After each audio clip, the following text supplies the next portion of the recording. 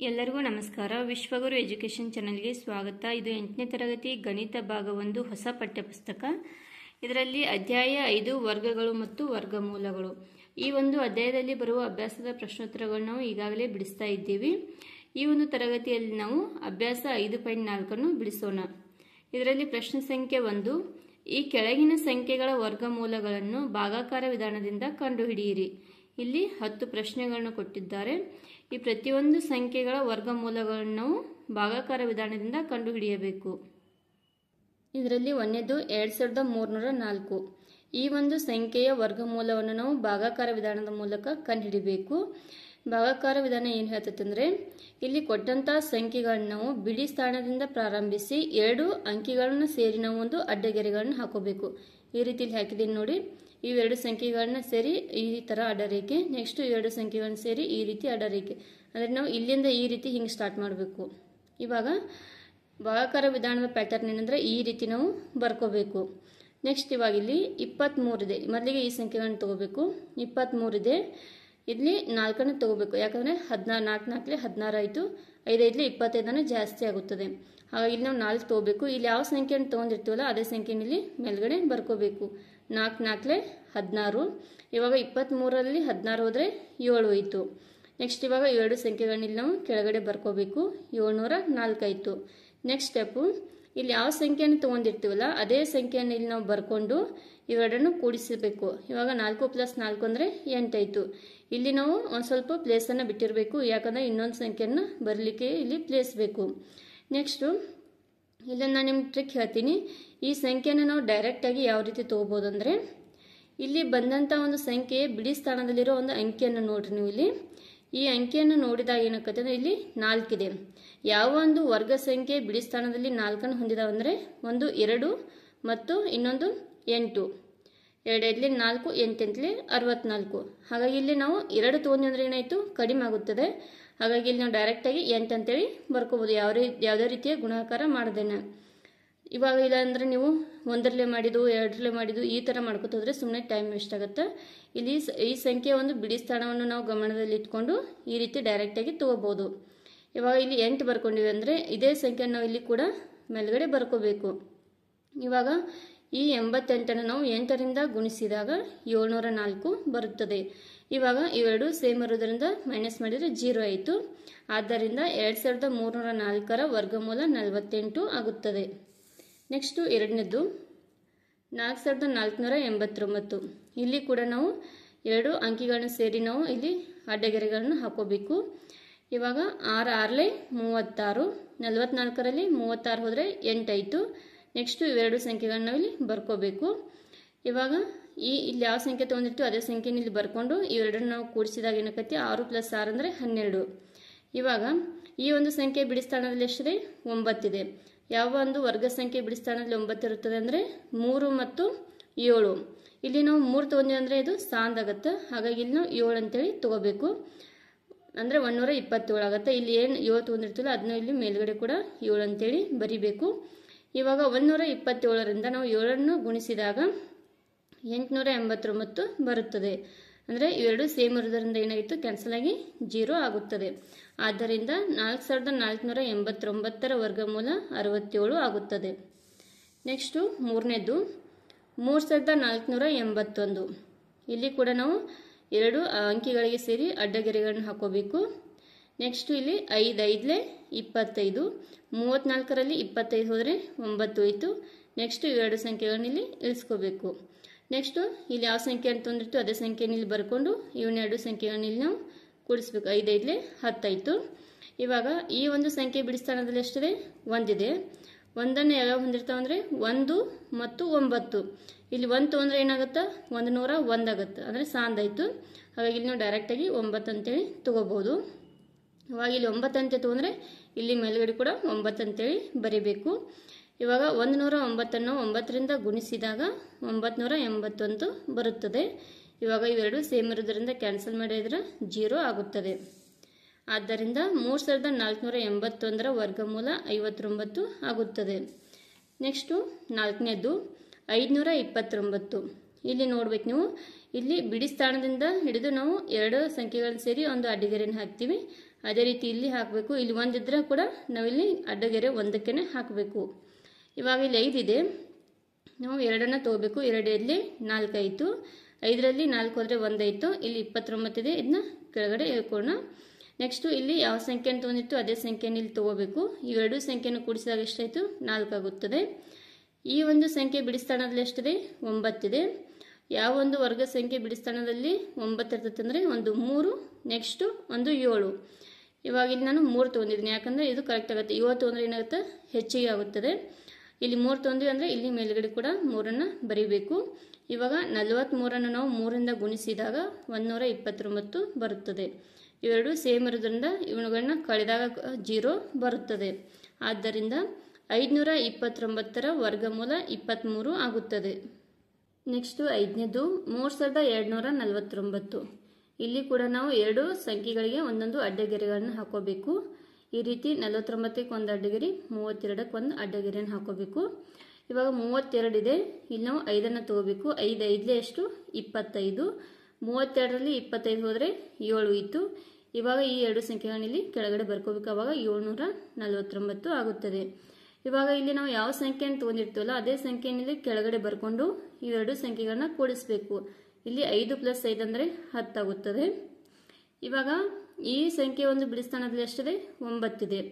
ಯಾವ ಒಂದು ವರ್ಗ ಸಂಖ್ಯೆ ಬಿಡಿಸ್ಥಾನದಲ್ಲಿ 9 ಇರ್ತದೆ ಅಂದರೆ ಒಂದು 3 ಮತ್ತು ಇನ್ನೊಂದು 7. ಇಲ್ಲಿ ನಾವು 3 ತೊಗೊಂಡ್ರೆ ಏನಾಗುತ್ತೆ? ಸ್ಥಾನದಾಗತ್ತೆ. ಹಾಗಾಗಿ ಇಲ್ಲಿ ನಾವು ಡೈರೆಕ್ಟಾಗಿ 7 ಅಂತೇಳಿ ಬರ್ಕೋಬೇಕು. ಇಲ್ಲಿ 7 ತೊಗೊಂಡ್ರೆ ಇಲ್ಲಿ ಮೇಲ್ಗಡೆ ಕೂಡ ನಾವು 7 ಅಂತೇಳಿ ಬರಿಬೇಕು. ಇವಾಗ 107 ನಾವು 7ರಿಂದ ಗುಣಿಸಿದಾಗ 749 ಬರುತ್ತದೆ. ಇವಾಗ ಇವೆರಡು ಸಂಖ್ಯೆಗಳು ಸೇಮ್ ಇರೋದ್ರಿಂದ ಇವೆರಡು ಸಂಖ್ಯೆಗಳನ್ನು ಕಳೆದಾಗ 0 ಬರುತ್ತದೆ. ಆದ್ದರಿಂದ 3749ರ ವರ್ಗಮೂಲ 57 ಆಗುತ್ತದೆ. ನೆಕ್ಸ್ಟು 6ನೇದು 1369. ಇಲ್ಲಿ ಕೂಡ ನಾವು 2 ಅಂಕಿಗಳನ್ನು ಸೇರಿ ಒಂದು ಇಲ್ಲಿಂದ ಅಡ್ಡಗೆರೆಗಳನ್ನ ಹಾಕೋಬೇಕು. ಇವಾಗ ಇಲ್ಲಿ 13 ಇದೆ, ಇಲ್ಲಿ ನಾವು 3ಅನ್ನು ತಗೋಬೇಕು. 4 ತೊಂದರೆ ಎಷ್ಟಾಗುತ್ತೆ? 16 ಆಗುತ್ತದೆ. ಹಾಗಾಗಿ 3ಅನ್ನು ತಗೋಬೇಕು. 3 3ಲಿ 9. 13ರಲ್ಲಿ 9 ಹೋದರೆ 4 ಉಳಿತು. ನೆಕ್ಸ್ಟು 2 ಸಂಖ್ಯೆಗಳನ್ನ ಇಲ್ಲಿ ಬರ್ಕೋಬೇಕು. ಇವಾಗ ಈ ಯಾವ ಸಂಖ್ಯೆಯನ್ನು ತೊಗೊಂಡಿತ್ತು ಅದೇ ಸಂಖ್ಯೆಯನ್ನು ಇಲ್ಲಿ ಬರ್ಕೊಂಡು ಇವೆರಡು ಸಂಖ್ಯೆಗಳನ್ನ ಕೂಡಿಸ್ಬೇಕು. 3 + 3 ಅಂದರೆ 6 ಆಯಿತು. ನೆಕ್ಸ್ಟು ಈ ಸಂಖ್ಯೆ ಬಿಡಿಸ್ಥಾನದಲ್ಲಿರೋ ಅಂಕಿಯನ್ನು ನೋಡಬೇಕು. ಇಲ್ಲಿ ಎಷ್ಟಿದೆ? 9 ಇದೆ. ಯಾವ ಒಂದು ವರ್ಗ ಸಂಖ್ಯೆ ಬಿಡಿಸ್ಥಾನದಲ್ಲಿ 9 ಇರ್ತದೆ ಅಂದರೆ ಒಂದು 3, ಇನ್ನೊಂದು 7. ಇಲ್ಲಿ 3 ತೊಂದರೆ ಏನಾಗುತ್ತೆ? ಸಾಂದಾಗುತ್ತೆ. ಹಾಗಾಗಿ ಇಲ್ಲಿ ನಾವು 7 ಅಂತೇಳಿ ತಗೋಬೇಕು. ಇಲ್ಲಿ 7 ತೊಂದರೆ ಇಲ್ಲಿ ಮೇಲ್ಗಡೆ ಕೂಡ 7 ಅಂತೇಳಿ ಬರಿಬೇಕು. ಇವಾಗ 67ಅನ್ನು ನಾವು 7ರಿಂದ ಗುಣಿಸಿದಾಗ 469 ಬರುತ್ತದೆ. ಇವೆರಡು ಸೇಮ್ ಇರೋದ್ರಿಂದ ಕ್ಯಾನ್ಸಲ್ ಆಗಿ ಏನಾಯಿತು? 0 ಆಗುತ್ತದೆ. ಆದ್ದರಿಂದ 1369ರ ವರ್ಗಮೂಲ 37 ಆಗುತ್ತದೆ. ನೆಕ್ಸ್ಟು 7ನೇದು 5776. ಇಲ್ಲಿ ನಾವು 2 ಸಂಖ್ಯೆಗಳನ್ನು ಸೇರಿ ಒಂದು ಅಡ್ಡಗೆರೆಯನ್ನು ಹಾಕ್ತೀವಿ. ಇವಾಗ 7 7 ಎಷ್ಟು? 49. 57ರಲ್ಲಿ 49 ಹೋದರೆ 8 ಉಳಿತು. ನೆಕ್ಸ್ಟು ಇವೆರಡು ಸಂಖ್ಯೆಗಳನ್ನ ಇಲ್ಲಿ ಬರ್ಕೊಳ್ಳೋಣ. ನೆಕ್ಸ್ಟ್ ಸ್ಟೆಪ್ಪು, ಇಲ್ಲಿ ಯಾವ ಸಂಖ್ಯೆಯನ್ನು ತೊಗೊಂಡಿರ್ತೀವಿ ಅದೇ ಸಂಖ್ಯೆನ ಇಲ್ಲಿ ಬರ್ಕೊಂಡು ಎರಡು ಸಂಖ್ಯೆಗಳನ್ನ ಕೂಡಿಸ್ಬೇಕು. 7 + 7 ಅಂದರೆ 14 ಆಯಿತು. ಇವಾಗ ಈ ಒಂದು ಸಂಖ್ಯೆ ಬಿಡಿಸ್ಥಾನದಲ್ಲಿ ಎಷ್ಟಿದೆ? 6 ಇದೆ. ಇವಾಗ ಯಾವ ಒಂದು ವರ್ಗ ಸಂಖ್ಯೆ ಬಿಡಿಸ್ಥಾನದಲ್ಲಿ 6 ಇರ್ತೈತೆ ಅಂದರೆ ಒಂದು ಎಷ್ಟು? 4 ಇರುತ್ತೆ. ನೆಕ್ಸ್ಟು ಇನ್ನೊಂದು ಯಾವುದಂದ್ರೆ 6 ಇರುತ್ತೆ. ಅಂದರೆ 4 4ಲಿ 16, 6 6ಲಿ 36. ಹಾಗಾಗಿ ಇಲ್ಲಿ ನಾವು 4 ತೊಗೊಂಡ್ರೆ ಏನಾಗುತ್ತೆ? ಸಾಂದಾಗುತ್ತೆ. ಹಾಗಾಗಿ ಇಲ್ಲಿ 6 ಅಂತ ತಗೋಬೇಕು. ಇಲ್ಲಿ ಯಾವ ಸಂಖ್ಯೆ 6 ತೊಗೊಂಡಿವಿ ಇಲ್ಲಿ ಮೇಲ್ಗಡೆ ಕೂಡ 6 ಅಂತೇಳಿ ಬರಿಬೇಕು. ಇವಾಗ 146 ನಾವು 6ರಿಂದ ಗುಣಿಸಿದಾಗ 876 ಬರುತ್ತದೆ. ಇವಾಗ ಇವೆರಡು ಸೇಮ್ ಇರೋದ್ರಿಂದ ಇವನ್ನ ಕಳೆದಾಗ ನಮಗೆ 0 ಬರುತ್ತದೆ. ಆದ್ದರಿಂದ 1776ರ ವರ್ಗಮೂಲ 76 ಆಗುತ್ತದೆ. ನೆಕ್ಸ್ಟು 8ನೇದು 7921. ಇಲ್ಲಿ ಕೂಡ ನಾವು 2 ಅಂಕಿಗಳನ್ನ ಸೇರಿ ಒಂದು ಅಡ್ಡಗೆರೆಗಳನ್ನ ಹಾಕೋಬೇಕು. ಇವಾಗ ಇಲ್ಲಿ 79 ಇದೆ. ಹಾಗಾಗಿ ಇಲ್ಲಿ ನಾನು 8 ಅಂತ ತೊಗೊಂಡಿನಿ. 8 8ಲೆ 64. 79ರಲ್ಲಿ 64 ಹೋದರೆ 15 ಉಳಿತು. ನೆಕ್ಸ್ಟು 2 ಸಂಖ್ಯೆಗಳನ್ನ ಇಲ್ಲಿ ಕೆಳಗಡೆ ಬರ್ಕೋಬೇಕು. ಇವಾಗ ಇಲ್ಲಿ ಯಾವ ಸಂಖ್ಯೆಯನ್ನು ತೊಗೊಂಡಿರ್ತೀವಿ ಅದೇ ಸಂಖ್ಯೆನ ಇಲ್ಲಿ ಬರ್ಕೊಂಡು ಇವೆರಡು ಸಂಖ್ಯೆಗಳನ್ನ ಕೂಡಿಸ್ಬೇಕು. ಅಂದರೆ 8 + 8 ಅಂದರೆ 16 ಆಯಿತು. ಇವಾಗ ಇಲ್ಲಿ ಯಾವ ಸಂಖ್ಯೆಯನ್ನು ತಗೋಬೇಕಂದ್ರೆ ನಾವು ಇಲ್ಲಿ ಈ ಸಂಖ್ಯೆಯ ಒಂದು ಬಿಡಿಸ್ಥಾನವನ್ನು ನೋಡಬೇಕು. ಈ ಒಂದು ಸಂಖ್ಯೆ ಬಿಡಿಸ್ಥಾನದಲ್ಲಿ ಎಷ್ಟಿದೆ? 1 ಇದೆ. ಯಾವ ಒಂದು ವರ್ಗ ಸಂಖ್ಯೆ ಬಿಡಿಸ್ಥಾನದಲ್ಲಿ 1 ಇರ್ತೈತೆ ಅಂದರೆ 1 ಮತ್ತು 9.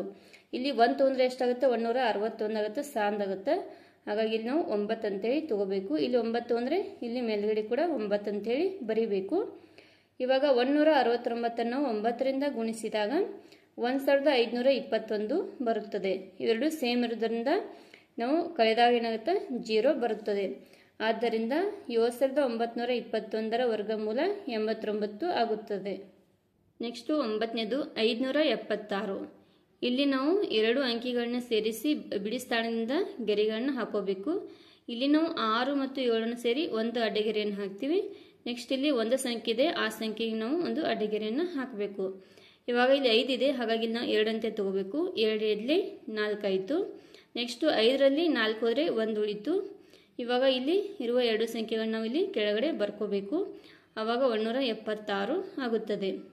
ಇವಾಗ ಇಲ್ಲಿ ನಾವು ಏನು ತೊಗೊಂಡಿರ್ತೀವಲ್ಲ ಅದೇ ಸಂಖ್ಯೆಯನ್ನು ಇಲ್ಲಿ ಕೆಳಗಡೆ ಬರ್ಕೊಂಡು ಇವೆರಡು ಸಂಖ್ಯೆಗಳನ್ನ ಕೂಡಿಸಿ ಇಲ್ಲಿ ಬರಿಬೇಕು. ನಾವು 2 + 2 ಅಂದರೆ 4 ಆಯಿತು. ಇವಾಗ ಇಲ್ಲಿ ನೆಕ್ಸ್ಟು ಯಾವ ಸಂಖ್ಯೆಯನ್ನು ತಗೋಬೇಕಂತಂದರೆ ಈ ಒಂದು ಸಂಖ್ಯೆ ಬಿಡಿ ಸ್ಥಾನದಲ್ಲಿರುವ ಅಂಕಿಯನ್ನು ನಾವು ನೋಡಬೇಕು. ಇಲ್ಲೇನಿದೆ, ಈ ಸಂಖ್ಯೆ ಬಿಡಿ ಸ್ಥಾನದಲ್ಲಿ 6 ಇದೆ. ಹಾಗಾಗಿ ಯಾವ ಒಂದು ವರ್ಗ ಸಂಖ್ಯೆ ಬಿಡಿ ಸ್ಥಾನದಲ್ಲಿ 6 ಇರ್ತದೆ ಅಂದರೆ ಒಂದು 4 ಮತ್ತು ಇನ್ನೊಂದು 6. ಇಲ್ಲಿ ನಾವು 4 ತೊಗೊಂಡಿನಿ, ಯಾಕಂದರೆ ಇದು ಕರೆಕ್ಟ್ ಆಗುತ್ತೆ. 6 ತೊಗೊಂಡ್ರೆ ಏನಾಗುತ್ತೆ ಹೆಚ್ಚಿಗೆ ಆಗುತ್ತದೆ. ಇವಾಗ ಇಲ್ಲಿ 4 ತೊಗೊಂಡಿವಿ ಅಂದರೆ ಇಲ್ಲಿ ಮೇಲ್ಗಡೆ ಕೂಡ 4 ಅಂತೇಳಿ ಬರಿಬೇಕು. ಈ 44ಅನ್ನು ನಾವು 4ರಿಂದ ಗುಣಿಸಿದಾಗ 176 ಬರುತ್ತದೆ. ಇವೆರಡೂ ಸೇಮ್ ಇರೋದ್ರಿಂದ ನಾವು ಕಳೆದಾಗ ಏನಾಗುತ್ತೆ 0 ಬರುತ್ತದೆ. ಆದ್ದರಿಂದ ನಾವು ಏನಂತ ಹೇಳ್ಬೇಕಂದ್ರೆ 576ರ ವರ್ಗಮೂಲ ಏನಾಗುತ್ತೆ ಅಂದರೆ ಇಲ್ಲಿ ಬಂದಂಥ ಸಂಖ್ಯೆ ಐತಿ 24 ಆಗುತ್ತದೆ. ಇಲ್ಲಿ ಏನು ಬಂದಿರ್ತೈತಲ್ಲ ಅದೇ ಒಂದು ಆ ಸಂಖ್ಯೆಯ ವರ್ಗಮೂಲ ಆಗಿರುತ್ತದೆ. ನೆಕ್ಸ್ಟು 10ನೇದು 1024. ಇಲ್ಲಿ ನಾವು 2 ಅಂಕಿಗಳನ್ನು ಸೇರಿಸಿ ಅಡ್ಡಗೆರೆಗಳನ್ನ ಹಾಕೋಬೇಕು. ಇವಾಗ ಇಲ್ಲೇನಿದೆ 10 ಇದೆ, ಹಾಗಾಗಿ ಇಲ್ಲಿ ನಾವು 3 ಅಂತೇಳಿ ತಗೋಬೇಕು. ನೆಕ್ಸ್ಟ್ ಇಲ್ಲಿ 3 ಎಷ್ಟಾಯಿತು 9 ಆಯಿತು. 10ರಲ್ಲಿ 9 ಹೋದರೆ 1 ಉಳಿತು. ನೆಕ್ಸ್ಟ್ 2 ಸಂಖ್ಯೆಗಳನ್ನ ಇಲ್ಲಿ ಬರ್ಕೊಳ್ಳೋಣ. ಇವಾಗ ಇಲ್ಲಿ ಯಾವ ಸಂಖ್ಯೆಯನ್ನು ತೊಗೊಂಡಿರ್ತೀವಿ ಅದೇ ಸಂಖ್ಯೆಗಳನ್ನ ಇಲ್ಲಿ ತೊಗೊಂಡು ಇವೆರಡನ್ನ ಕೂಡಿಸ್ಬೇಕು. 3 + 3 ಅಂದರೆ 6 ಆಯಿತು. ಇವಾಗ ಈ ಯಾವ ಸಂಖ್ಯೆಯನ್ನು ತೊಗೋಬೇಕಂದ್ರೆ ಈ ಸಂಖ್ಯೆ ಬಿಡಿ ಸ್ಥಾನದಲ್ಲಿರೋ ಅಂಕಿಯನ್ನು ನಾವು ನೋಡಬೇಕು. ಇಲ್ಲಿ ಎಷ್ಟಿದೆ 4 ಇದೆ. ಹಾಗಾಗಿ ಯಾವ ಒಂದು ವರ್ಗ ಸಂಖ್ಯೆ ಬಿಡಿ ಸ್ಥಾನದಲ್ಲಿ 4 ಇರ್ತದೆ ಅಂದರೆ ಒಂದು 2, ಇನ್ನೊಂದು 8. ಇಲ್ಲಿ ನಾವು 8 ತೊಗೊಂಡ್ರೆ ಏನಾಗುತ್ತೆ ದೊಡ್ಡ ಸಂಖ್ಯೆ ಬರುತ್ತದೆ. ಹಾಗಾಗಿ ಇಲ್ಲಿ ನಾವು 2 ತಗೋಬೇಕು. ಇಲ್ಲಿ 2 ತೊಗೊಂಡ್ರೆ ಇಲ್ಲಿ ಮೇಲ್ಗಡೆ ಕೂಡ 2 ಅಂತೇಳಿ ಬರಿಬೇಕು. ಇವಾಗ ಈ 62ಅನ್ನು ನಾವು 2ರಿಂದ ಗುಣಿಸಿದಾಗ 124 ಬರುತ್ತದೆ. ಇವೆರಡು ಸೇಮ್ ಇರೋದ್ರಿಂದ ಇವೆರಡನ್ನು ಕಳೆದಾಗ ನಮಗೆ 0 ಬರುತ್ತದೆ. ಆದ್ದರಿಂದ 1024ರ ವರ್ಗಮೂಲ ಇಲ್ಲಿ ಬಂದಂಥ ಸಂಖ್ಯೆ ಎಷ್ಟಿದೆ 32 ಇದೆ. ಹಾಗಾಗಿ 32 ಅಂತೇಳಿ ಬರಿಬೇಕು. ನೆಕ್ಸ್ಟು 11ನೇದು 3136. ಇಲ್ಲಿ ಕೂಡ ನಾವು 2 ಸಂಖ್ಯೆಗಳಿಗೆ ಒಂದು ಅಡ್ಡಗೆರೆಯನ್ನು ಹಾಕೋಬೇಕು. ಇಲ್ಲಿ 31 ಇದೆ, ಹಾಗಾಗಿ ನಾವು 5 ಅಂತೇಳಿ ತಗೋಬೇಕು. 5 5 ಎಷ್ಟು 25. 31ರಲ್ಲಿ 25 ಹೋದರೆ 6 ಉಳಿತು. ನೆಕ್ಸ್ಟ್ ಇಲ್ಲಿ 36 ಇದೆ, ಅದನ್ನ ಇಲ್ಲಿ ಕೆಳಗಡೆ ಬರ್ಕೊಳ್ಳೋಣ. ಇವಾಗ ಇಲ್ಲಿ ಯಾವ ಸಂಖ್ಯೆಯನ್ನು ತೊಗೊಂಡಿರ್ತೀವೋ ಅದೇ ಸಂಖ್ಯೆಯನ್ನು ಇಲ್ಲಿ ಬರ್ಕೊಂಡು ಈ 2 ಸಂಖ್ಯೆಗಳನ್ನ ಇಲ್ಲಿ ಕೂಡಿಸಿ ಬರೀಬೇಕು. 5 + 5 ಅಂದರೆ 10 ಆಯಿತು. ನೆಕ್ಸ್ಟ್ ಇಲ್ಲಿ ಯಾವ ಸಂಖ್ಯೆಯನ್ನು ತಗೋಬೇಕಂದ್ರೆ ಈ ಸಂಖ್ಯೆ ಒಂದು ಬಿಡಿ ಸ್ಥಾನದಲ್ಲಿರೋ ಅಂಕಿಯನ್ನು ನಾವು ನೋಡಬೇಕು. ಇವಾಗ ಇಲ್ಲಿ 6 ಇದೆ. ಯಾವೊಂದು ವರ್ಗ ಸಂಖ್ಯೆ ಬಿಡಿ ಸ್ಥಾನದಲ್ಲಿ 6 ಇರ್ತೈತೆ ಅಂದರೆ ಒಂದು 6, ನೆಕ್ಸ್ಟು ಇನ್ನೊಂದು 4. 4 4 16, 6 6 36. ಇಲ್ಲಿ 4 ತೊಗೊಂಡೆ ಅಂದರೆ ಏನಾಗುತ್ತೆ ಅಂದರೆ ಸಣ್ಣ ಸಂಖ್ಯೆ ಬರುತ್ತದೆ. ಹಾಗಾಗಿ ಇಲ್ಲಿ ನಾವು 6ಅನ್ನು ತಗೋಬೇಕು. ಇಲ್ಲಿ 6 ತೊಗೊಂಡೆ ಅಂದರೆ ಇಲ್ಲಿ ಮೇಲ್ಗಡೆ ಕೂಡ 6ಅನ್ನು ನಾವು ಬರಿಬೇಕು. ನೆಕ್ಸ್ಟು ಈ 106ಅನ್ನು ನಾವು 6ರಿಂದ ಗುಣಿಸಿದಾಗ 636 ಬರುತ್ತದೆ. ಇವಾಗ ಇವೆರಡು ಸೇಮ್ ಇರೋದ್ರಿಂದ ಇವೆರಡನ್ನು ಕಳೆದಾಗ ನಮಗೆ 0 ಬರುತ್ತದೆ. ಆದ್ದರಿಂದ 3136ರ ವರ್ಗಮೂಲ 56 ಆಗುತ್ತದೆ.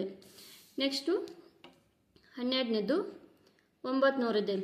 ಇವಾಗ ನಾವಿಲ್ಲಿ ಬಿಡಿ ಸ್ಥಾನದಿಂದ ಪ್ರಾರಂಭಿಸಿ 2 ಅಂಕಿಗಳನ್ನು ಸೇರಿಸಿ ಒಂದು ಅಡ್ಡಗೆರೆಗಳನ್ನು ಹಾಕೋಬೇಕು. ನೆಕ್ಸ್ಟ್ ಇಲ್ಲಿ 1 ಇದೆ, ಇದಕ್ಕೆ ನಾವು ಅಡ್ಡಗೆರೆಯನ್ನು ಹಾಕೋಬೇಕು. ಇಲ್ಲಿ 9 ಇರೋದ್ರಿಂದ ನಾವು ಏನು ಮಾಡಬೇಕಂದ್ರೆ 3ಅನ್ನು ತಗೋಬೇಕು. 3 × 3 ಅಂದರೆ 9 ಆಯಿತು. 9ರಲ್ಲಿ 9 ಹೋದರೆ 0 ಆಯಿತು. ನೆಕ್ಸ್ಟ್ 2 0 ಇಲ್ಲಿ ಕೆಳಗಡೆ ಬರ್ಕೊಳ್ಳೋಣ. ನೆಕ್ಸ್ಟ್ ಇಲ್ಲಿ 3 ತೊಗೊಂಡು ಅಂದರೆ ಇಲ್ಲಿ ಕೂಡ 3ಅನ್ನು ಬರ್ಕೊಂಡು ಇವೆರಡನ್ನು ಕೂಡಿಸಿದಾಗ ಎಷ್ಟಾಗುತ್ತೆ ಅಂದರೆ 6 ಆಗುತ್ತದೆ. ಇಲ್ಲಿ ಏನಿದೆ 0 ಬಂದಿದೆ. ಹಾಗಾಗಿ ಇಲ್ಲಿ ನಾವು ಏನು ತೊಗೊಂಡ್ರೆ 0 ಬರ್ತದೆ ಅಂದರೆ ಇಲ್ಲಿ 0 ಮಾತ್ರ ತೊಗೊಂಡ್ರೆ 0 ಬರುತ್ತದೆ. ಹಾಗಾಗಿ ಇಲ್ಲಿ 0 ತೊಗೊಂಡೆ ಅಂದರೆ 0 ಬರ್ತೈತಿ. ಈ 60 ನಾವು 0ದಿಂದ ಗುಣಿಸಿದ್ರೆ ಏನಾಗುತ್ತೆ, 0ನ ಬರ್ತದೆ. ಹಾಗಾಗಿ ಇಲ್ಲಿ 0 ಬರ್ಕೊಂಡು ಇಲ್ಲಿ ಮೇಲ್ಗಡೆ ಕೂಡ 0 ಅಂತೇಳಿ ಬರಿಬೇಕು. ಆದ್ದರಿಂದ 900ರ ವರ್ಗಮೂಲ ಎಷ್ಟಾಗತ್ತೆ ಅಂದರೆ 30 ಆಗುತ್ತದೆ. ಇಲ್ಲಿಗೆ ಪ್ರಶ್ನೆ ಸಂಖ್ಯೆ 1 ಮುಕ್ತಾಯವಾಯಿತು. ಈ ವಿಡಿಯೋನ ಇಲ್ಲಿಗೆ ಸ್ಟಾಪ್ ಮಾಡೋಣ. ಮುಂದಿನ ಪ್ರಶ್ನೆ ಸಂಖ್ಯೆಗಳನ್ನು ಇನ್ನೊಂದು ವಿಡಿಯೋದಲ್ಲಿ ನೋಡೋಣ. ಈ ವಿಡಿಯೋದ PDF ಲಿಂಕ್ ನಿಮಗೆ ಬೇಕಾದರೆ PDF ಅಂತೇಳಿ ಮೆಸೇಜ್ ಹಾಕಿ ಅವರಿಗೆ PDF ಕಳಿಸ್ಕೊಡ್ತೀನಿ. ಈ ವಿಡಿಯೋ ನಿಮಗೆ ಇಷ್ಟವಾದರೆ ನಿಮ್ಮ ಫ್ರೆಂಡ್ಸ್ಗೆಲ್ಲ ಶೇರ್ ಮಾಡಿ, ಲೈಕ್ ಮಾಡಿ, ಸಬ್ಸ್ಕ್ರೈಬ್ ಮಾಡಿ. Thank you all.